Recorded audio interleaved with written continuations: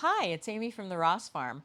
I'm really sorry about the big, great big, huge time span between my last update and this one. But I've been driving all over the country picking up sheep for the new flock and doing a few things that really filled my cup so that I can pour out for others. And I am really excited to share some of the things with you. We've had a lot going on here, and this might be a tad bit of a long one, but if you stay till the end, I have some fun things to show you. So let's get started. Our Jacob flock arrived. I'm very, very excited about them because these are the genetics that we actually started our Jacob flock with 15, 20 years ago. They came from our friend Peg at Sweetgrass Jacobs in Michigan. They are starting to downsize and retire, so she sent part of her flock to live with us now, which absolutely it absolutely warms my heart because our first ram, Darwin, was everybody's favorite guy. And he came from her as a lamb at Michigan Fiber Festival in like, I don't know, 2013, 2012. I'm not even sure. But I'm really, really excited to have the girls there. We've got some beautiful two horns, some beautiful four horns, and we have some lilacs because Drew really really loved lilacs, and a good portion of our flock was lilac when we lost them. And I have a lilac ram coming from my friend Cheryl here in Ohio, so I'll show you him when he arrives as well. Our Coopworth flock arrived, and oh my heavens, the fleeces on them. This is one of this year's lambs, and it just looks like a chocolate marshmallow until you part the fleece, and then it is this amazing silver inside. We have named him Enigma because you think he's a brown sheep, but he's actually silver. So my friend made a joke that he was an enigma wrapped in a mystery, wrapped in a question. And so Enigma kind of stuck. So that's little Enigma in that photo. And then his papa is this Coopworth ram. His name is Johnny Rockets, and we love him very much. He has the same coloration, I think, as Enigma is going to have, but you can tell he's just a sweet older guy, and their flock was having some predation problems. So we went and picked up the whole flock and brought them back to the farm. And we are absolutely in love with the Coopworths. My friends, the secretary and assistant secretary of West Virginia Department of Agriculture, were both Coopworth breeders, and that's how I got. That's kind of how I got clued into the Coopworth breed. So, big shout out to Uncle Joe, the assistant. Drew called him Uncle Joe because he was so sweet to always share all of his information with Drew from the West Virginia Department of Ag, because we're only about 30 miles from West Virginia, so it was a whole lot closer than calling Harrisburg. So, anyways, he's adorable, and then we got our new Romney flock, four of them from 4 ewes and a ram from two different farms in Maine. While I was up there judging the Fiber Frolic Fleece Show, I fell in love with the particular fleeces of one of the farms last year when I was judging. And I kind of put it in the back of my head, like, this is the genetics I want moving forward. So when we lost the flock, the first thing I did was call Ann at Main Street Romney's and order those puppies up, because the South Oregon genetics that she's working with are absolutely spectacular, and these fleeces are drool worthy. So I was really, really excited to be able to get them. Our Cheviots are raising their babies. These are two of our new Cheviot friends. I am absolutely in love with them. One of them has a pair of twin ewes, and one has a ram and a ewe. If you look behind the ewe in the back, you'll see there are too many legs, and that is not AI, that is her daughter standing behind her, probably nursing, because that's what they do. but I just love these big bodied gals and just love them. They're absolutely wonderful. This is the love of my life. This is Rebel. He is our new Romney Ram. And oh my heavens, I fell in love with this guy when Ann got him off the trailer and he was leaning against my legs. He was waiting for the girls to come off and get on my trailer first. And so I was holding his lead and Rebel was leaning against my legs. He's just an absolute sweetheart. He's absolutely straight, stocky, good neck, good legs, just a spectacular fleece. He's everything I want. One of these days, I'm going to give you a topic on why you should buy the absolute best ram you can possibly find. Don't buy something the day it's born. Wait until you see it looking like this. This guy is a year old. Normally, I buy a 2 or 3 year old ram because I want to see how they're going to mature, but he is absolute perfection at a year old. And Anne has done an amazing job. I'm just my first flock of Romneys was from a place down in Aurora, West Virginia, and the woman had an issue and had to rehome them very, very quickly. So I just ran down and picked up a bunch of Romneys, and they were old school Romneys. They were these big fleece tanks on little short legs and just absolutely gorgeous. They were not the show type you see now. They were not long bodied. They were not long legged. They were there to make fleece.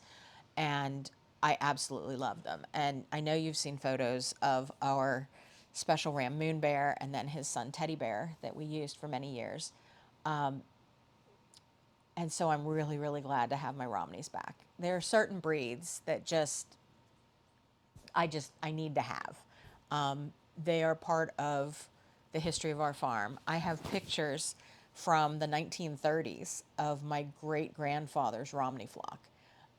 So the Romneys just seem to, they need to be there. And I'm really glad to see them back. So getting all the sheep home has been my primary goal for the last 6 weeks. And the fields are filling up. We just got our sustainable agriculture, natural resource conservation service, interior fencing put in for our rotational grazing pastures, which will also make breeding groups a lot easier in the fall. We've got 1,000, no, we've got 54 round bales already in the barn, the back barn, which is an absolute blessing. That'll get us through. I know somebody's going to ask, so I'm going to put it out there. That'll get us through about 10 weeks with our flock at the size it is now. So we only have like 16 more weeks worth of hay to go, and then we are in Gravy Town. So I am very hopeful that this year we may even have some hay to sell for once, instead of just praying and crossing our fingers that we don't have terrible bad weather and winter is not extra long. So, yeah, that's been, God bless Dwayne. Mel's husband has taken on the hayfield and getting everything brush hogged, ready to make hay again, because with Drew being sick last year, he didn't get everything done. So things were a little weedy and scraggly. And Dwayne has just absolutely stepped up and been a godsend and a total blessing to all of us. So I do want to thank him especially. And his son, Dewey, Dwayne 2.0, as we like to call him. He's been weed whacking and getting all the pastures cleaned up. And it's just wonderful to have such kind and caring friends who are willing to help so much. So let's talk about more stuff. I kind of had a bit of a break with reality. Okay, you're doing that late night scrolling thing on Facebook Marketplace, and something just kind of like catches your eye, and you don't know why it popped up, but it did. Well, I ended up picking up a very small. It's not the big $30,000 number.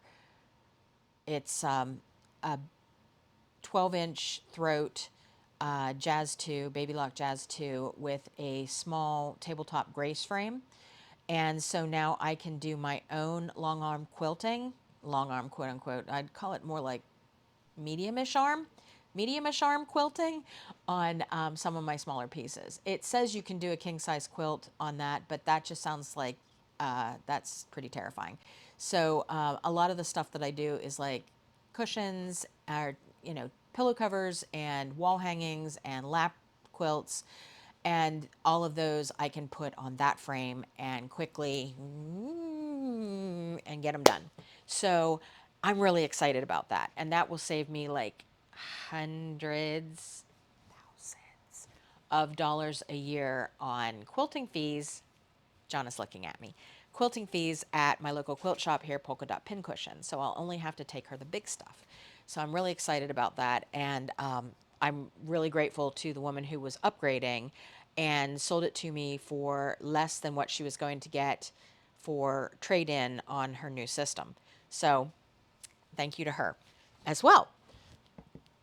And then I took off for Maine and I had a bit of an adventure. So my first stop was at the New England Quilt Museum, and I am absolutely obsessed with this installation in their lobby. If you look from left to right, it is the artist's rendition of her transition from a traditional quilt maker to a contemporary fiber artist. So if you look on the left-hand side, the chain is breaking away from the quilt. The chain of being traditional is breaking away from the quilt. The quilt is being sucked into, as I like to call it, the chitty chitty bang bang. And it is going through all of these different cogs and these different tubes and processes. And it has all of these really cool little boxes, and then at the end it spits out this life-size fiber art sculpture of a woman, and it's just mind-boggling. But if you look very closely, you can see like through one glass window the quilt is being taken apart into pieces, and in one place the thread is all being wound onto bobbins, and in another place it's being like the binding is being reeled onto a round spool.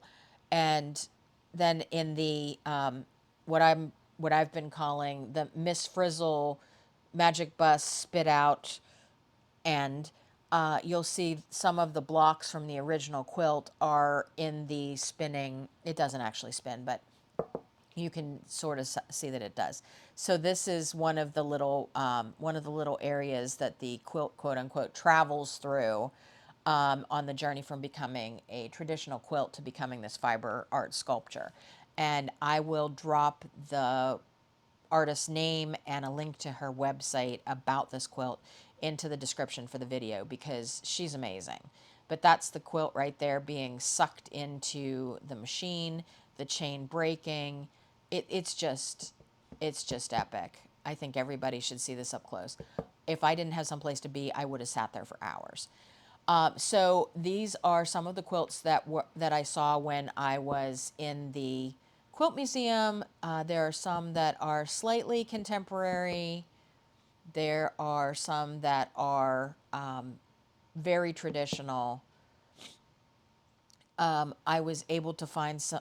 I'm a traditional quilt girl, and I was a little bit surprised to find that it was a very contemporary show that they had hanging when I was there. But then I found these miniatures, and I am kind of obsessed with doll houses and doll quilts and miniature anything. So I spent far too much time staring at those. This was the one place that they had some of the quilts from their collection, and these were teeny, teeny, tiny pieced quilts. These are true scrap quilts. Those blocks are less than 2 inches square, made up of two triangles. So this has been like an undertaking. The big star quilt in the back has over 1,000 pieces. You can read about these on their website, but I was completely obsessed. I just wanted to sit and stare at those. And then they have exhibits on how these things are put together. And that is a postage stamp quilt with a candy box full of 1 inch squares that would have been kept in a sewing box for hand piecing. So that was kind of amazing. This is another one that is a scrap quilt. It looks like it's concentric stripes, but each of the stripes is actually a bunch of little pieces. So I thought that was really cool as well. And I'm absolutely obsessed with these minis. The mini quilts were amazing. That is actually the same pattern that my grandmother had me make when I was about 6. I started sewing when I was 4, and when I was 6, she lured me into quilting by promising to help me make a doll quilt for the bed for my doll in my dollhouse. And it actually ended up being one of my bigger doll quilts, but for one of my bigger dolls. But it looked exactly like this. This whole quilt is probably 8 by 10, and it's the little pieces in the pieced portion are all individual pieces, and they are 1/2 inch squares. I've seen them as small as a quarter, and okay, so I'm obsessed with dollhouses. We know this, but this particular one I took because I wanted to send it to Franklin Habit for an inspiration photo for Eglantine Crescent. I thought it was absolutely lovely, and it has a miniature quilt on the bed, so that was amazing. And then they had all of these teeny tiny little doll beds with all these teeny tiny little quilts, and that's pretty much where I spent most of my time trying to study the teeny tiny quilts. And there was just case after case of them. There was probably only 4 or 5 cases, but it felt like it went on forever, and it was so inspiring, and I just absolutely loved it. And then they had these great big sampler quilts in the lobby, and I just absolutely love this one. The motif in the middle is very, very hard to piece with all of the diamonds, and it appears to be curved, but it's actually straight seams. So it's just a really, really cool pattern, and I wanted to get a quick photo of that. This is the portion that wasn't so much me, but I thought it was really cool. These are all art quilts. They are pieced, appliqued, and quilted and embroidered. So some of them are really, really, really cool. Well, they're all really cool, but some of them were really, really intricate. There were a lot of portraits and sort of space themed. I'm not sure why, but just absolutely loved the New England Quilt Museum. And then I took off and kept going, and my next stop was Halcyon Yarn. And that was another wonderful place to stop. If you haven't been to Halcyon in Bath, Maine, you need to go. It is mostly, I'm going to say mostly, they have some knitting supplies, but it is mostly, it's a weaver's paradise. And I think I talked about the moth hand towels from Handwoven that I kind of fell in love with in like February or March. My timelines are really bad right now. But yeah, I was able to get all of the A2 cotton there that I needed. And then I stopped at a little place called Taste of Maine restaurant. And it was right outside of Freeport. I stopped at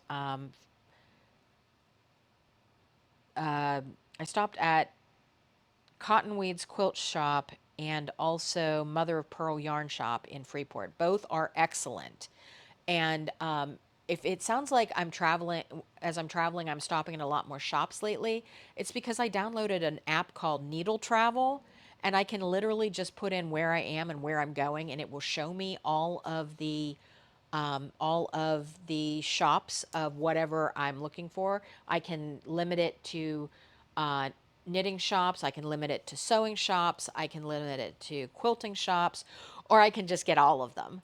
And so I'm not into machine embroidery, so I don't click that one, but I usually just put in quilting, spinning, fiber, and yarn or knitting. And it gives me all of the shops along my route. So I'm absolutely really enjoying just stopping off and taking a quick break every so often.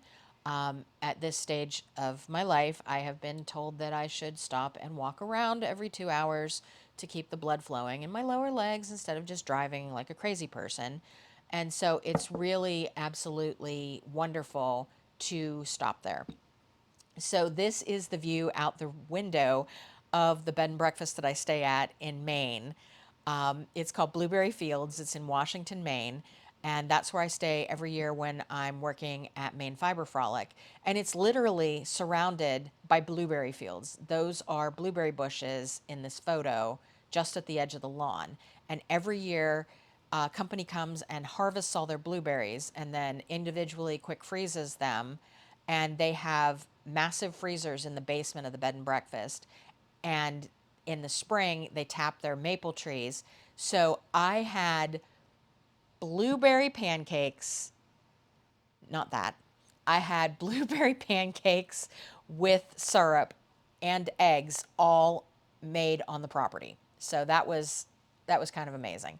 And then on the way back from Maine, I stopped off to pick up three little Hog Island girls in New York. And here in Genesee Village, I stopped at this little bed and breakfast, and she made the most delicious breakfast, and it was so charming. And I wish I had gotten there earlier and been able to stay longer, but I had to drive straight through from Maine with the animals, so I didn't roll in until after midnight. So I was really grateful for this amazing French toast and wonderful New York syrup. It was kind of a battle of the maple syrups trip on this leg of my journey. It was like, is the Maine maple syrup better than the New York maple syrup? Because everybody who brought it to the table was like, this is from our trees. This is our maple syrup. And I was really missing John at this point, because John would have been like, you can taste the mapliness. And he would have had definite opinions on which syrup was better. And it was really sad to me that I didn't have him there with me to taste test the maple syrup. But both innkeepers insisted that theirs was the best. So if you end up in Genesee Village, just outside of Buffalo, you should definitely stay here, because they have a tiny shop in the front. This was their selection of wool for applique or rug hooking. And then they also had a cabinet full of Bartlett yarns, which are made in Maine by Lindsay Rice. And I was so excited to see local ish American yarns and American wool in the place where I was staying. I felt like I had made the absolute right choice of where to stay. It happened to be half a mile from my next stop and had a place for me to pull off with the truck and trailer and take care of the animals and get them some water. So it was the best place for me to stay, but also having American wool, it was epic. I loved it. So that was my trip to Maine. After that, what happened? I can't remember. Let's see. Oh, I got home and True Love surprised us with a teeny tiny munchkin. So this is Old Orchard True Love. She is one of my original mini donkeys. She has been with us for many, many years. She's an absolute sweetheart. And apparently, she got bred last summer. Donkeys take anywhere between 11 and 13 months to cook. So we had no idea, because, again, the only person who might know that she was pregnant did not tell us before dying suddenly. So he was a surprise. But we have named him Knee High, because his grandfather is Coca Cola, my favorite donkey ever, my heart donkey, and his father is Little Coke. So we named him Knee High. He has two sisters. They're yearlings now, Shasta and Fanta. So we're kind of going with the soda theme, but kind of jumping off the Coke train, because we did Coke names for many, many years. So now we're kind of into the weeds. And I did have to veto John's idea to name him Patio, because he loves that was the name of a soda, and he learned that on Mad Men, yes. So he is not named Patio. He is named Knee High. And the reason for that is if you look very closely, you will see that he has teeny tiny stockings in the back that are dark, and it sort of looks like he's wearing knee highs. And we had a couple of different names that we thought we were going to use, but one of our followers suggested knee high, and it just absolutely fit. And then Dwayne got my 1953 Ford Jubilee running, and I am absolutely thrilled. This tractor is one of our original tractors. My great grandfather bought it from my grandfather when he worked for Ford Farm Credit in the 50s. And so this has always been, quote unquote, my tractor. And if there's a parade or the poker run or I need to go do any work in the hayfield, this is the one I take. It's the most, it's a smaller tractor, but it's got so many implements. It has a post hole auger, a sickle bar. It's got a lot of different implements, and it is just very versatile, and I love it very much. And it's getting a new tire today or tomorrow, actually. So if you notice that it has a flat tire, that's because it's dry rotted, and it's getting a new one today or tomorrow.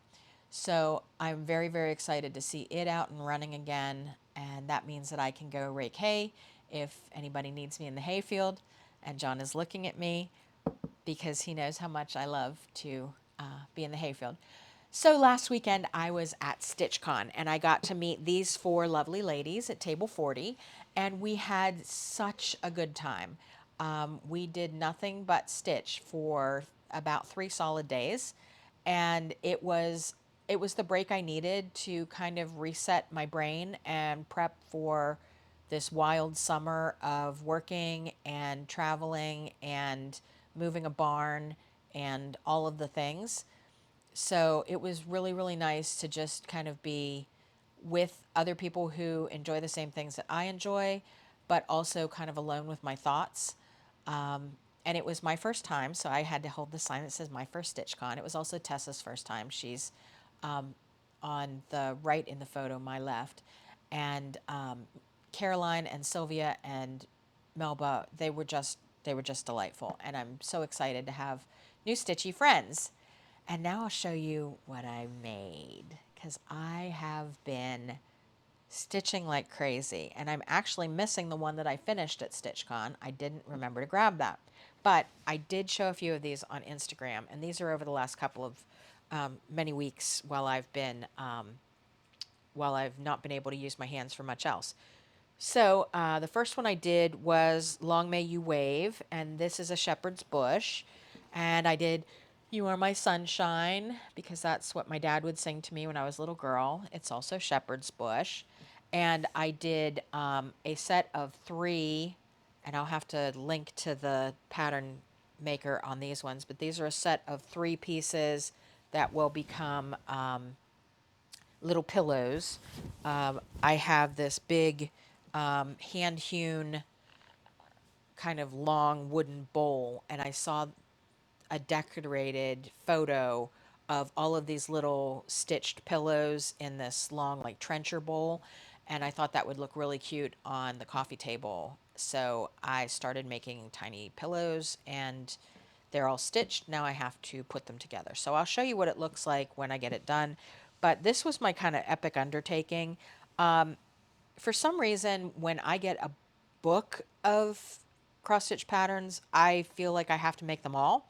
And this actually came from a Susan Aki, Ache, spells like ache, but it's pronounced Aki. A Susan Aki book that was a patriotic quilt book. And when I started looking through it, I bought it because it was a patriotic quilt book, and I love to make patriotic quilts because my dad was a World War II veteran, and we have to be patriotic. No matter how bad things get, I tried to be patriotic. So I got it for the quilt patterns, and then when I started to look through it, I realized there were cross stitch patterns in there to make little pillows to coordinate. So I made all of them. So this one says From Sea to Shining Sea, and it has little whales. I'm not sure why, but it has whales. Equality, justice, hope, and peace, I think, is a good message for everybody right now. This was just an alphabet. It gets something else over here and will be very cute. I love this hot air balloon with all of the flowers around it. That was kind of adorable. And this is one of my favorite things, a basket, an urn full of flowers.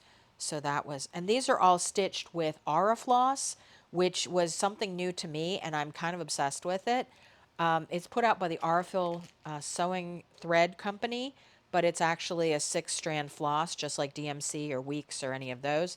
And I really, really liked how it performed and the texture and the vibrance. This is another one with equality, hope, and peace, but it has a little kind of a postage stamp border around it. A sailing ship, proud and true. I think that's a good message. A cherry tree, and I love that these are all on different colored background fabrics.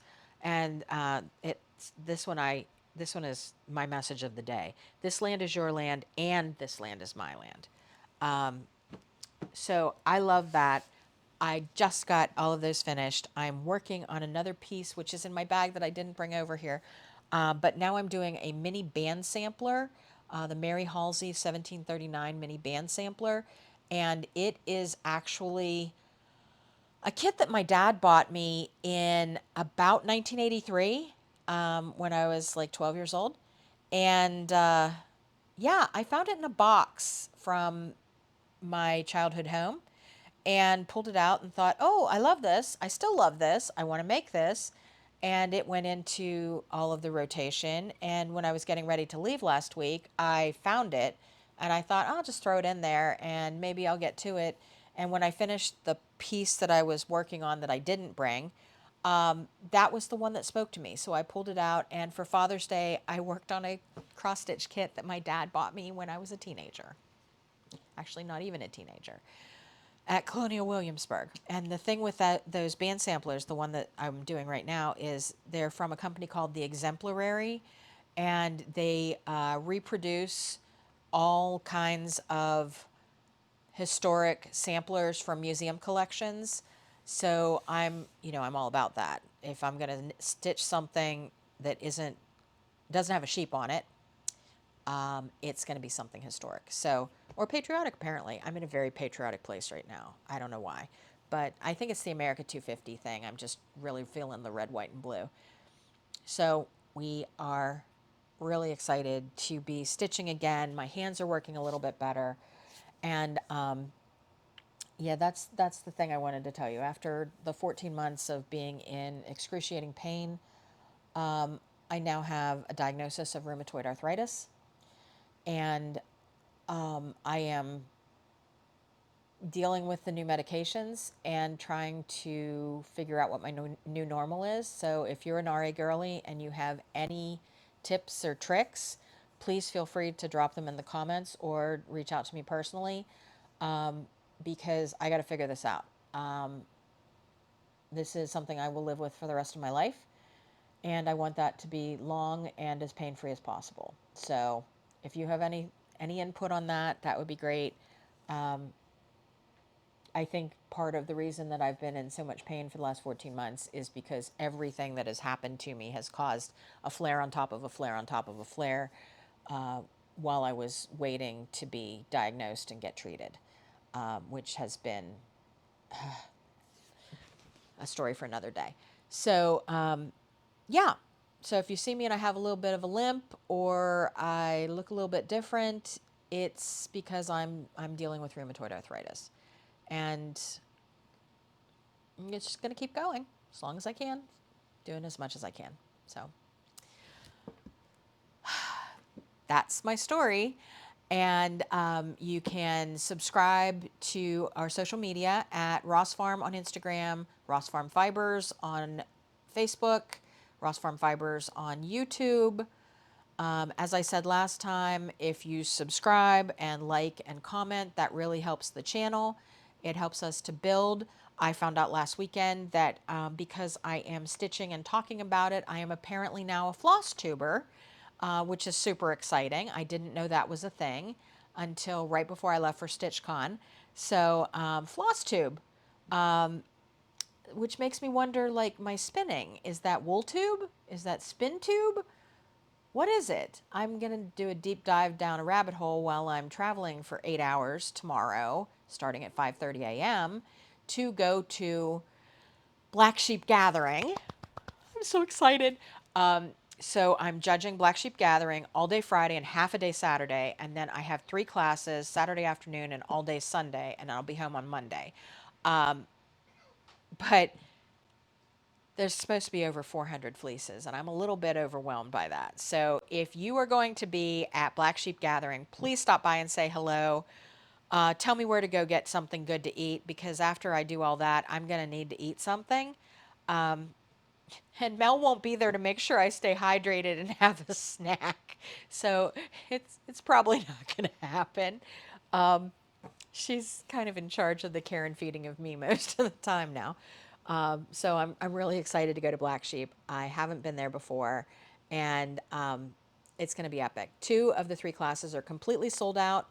I think there's a couple of seats left in the third class, but I don't know if you can still register for those. So I don't know, maybe stop by and check with registration. I am taking enough materials for all 3 of the classes to be full. So I will see you on down the road at Black Sheep Gathering. And then I'm teaching 2 classes at Flock on Sunday. I'll be just flying through, basically. I'll swing by from the airport, teach 2 classes, and be back on the road, I guess. And those still have space in them, I think. Then after that is Convergence. And oh, I have 10 free day passes to shop the market at Convergence. So if you are in the New Orleans area and would like to come to Convergence to shop the market for free, comment down below and I will message you the coupon code to get your free day pass to the market. So that's really exciting. I have 10 of those. So once they're gone, they're gone. I'm going to post it on social media as well, but I'm giving you guys first dibs when this goes up today. I'll wait 24 hours before I post it on social media so that you have a chance to grab them first. And then Lambtown. I still have some room in my classes at Lambtown. We will be vending at Rhinebeck, and then I am going to Idaho for Trailing of the Sheep. I started writing for Ply Magazine again, and I am actually going to write an article about being with the family and the process that goes into the trailing of the sheep, and kind of a behind the scenes bird's eye view of the logistics and the animals and the family, and it's going to be amazing. I'm so excited to go to Trailing of the Sheep, and Mel's coming with me, and I'm trying to convince her not to lay in the middle of the street and get trampled by sheep to get a good picture, and I'm trying to make her not ride a horse and stay with me in a closed vehicle. But Mel's going to be Mel, and I will probably see her go past on a horse and then be laying in the street. So that's how that works. So we've got a couple more sheep pickups to do, and we are now doing the final scheduling for the barn move. We finally heard back from the electric company that has to drop the power lines to the entire area in order for us to move the barn onto the road and then take it down the road, and then they have to drop the power lines in front of my farm so that we can take it off the road onto my property. And we've got plenty of barn raising shirts back here. If you haven't gotten one yet, please do that. The bill just for dropping those lines in 2 places once. This doesn't include any kind of hooking up electricity to the barn or taking it down from it. It's just dropping the utility lines on either end so that we can move the barn, is $32,000, which I did not see coming. So There's plenty of funky on the website and plenty of t-shirts if you feel the need to go shopping. Also, our fiber community lost one of our members this week, and I did want to mention that my friend Jill Duarte lost her husband Nick at Hip Strings, and they have the most beautiful yarn and fiber, and it would be amazing if you guys could also hop over there and show Jill some love right now. He had a battle with cancer and did not make it. So it's really hard for me to see another one of the fiber couples from our little circle become a widow as well. So I'm sending huge love to Jill, and I hope that you will too. And on that note, I'm glad that you stopped by today, and I will try to get more content created in a little more timely fashion, but that may involve me recording in the car because that's where I live right now. I live in a Jeep Wrangler, somewhere between here and where the sheep are. I don't know. Tomorrow I live on a Southwest airplane. So, anyways, I will see you again real soon, and bye for now.